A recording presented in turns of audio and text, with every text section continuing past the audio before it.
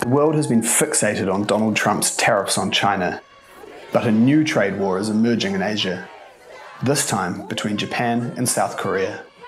What started as a historical dispute over forced labour during Japan's wartime rule on the Korean peninsula has swiftly turned into a major economic and political crisis for Seoul. Tokyo believes that compensation for wartime forced labour was settled under a 1965 treaty. 日韓請求協定に違反する行為を韓国が一方的に行い、国交正常化の基盤となった国際条約を破っています。But South Korean courts have allowed individual claims to be made against Japanese companies. Blaming a loss of trust and security issues, Shinzo Abe's government has turned to export controls, threatening to disrupt supplies of key technologies to South Korean companies in a bid to pressure South Korean President Moon Jae-in.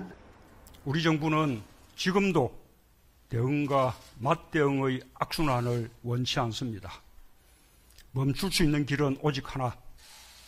일본 정부가 일방적이고 부당한 조치를 하루속히 처리하고 대화의 길로 나오는 것입니다. South Koreans are outraged, boycotting Japanese-made goods, and in the most extreme cases, 2 men have died after setting themselves on fire in protest. Some international experts are also worried that Mr. Abe is following the Trump playbook in weaponizing trade.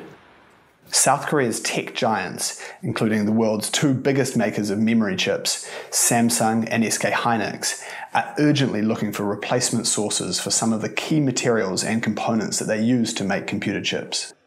Any long-term disruptions to the South Korean companies will cause serious headaches across the global technology supply chain.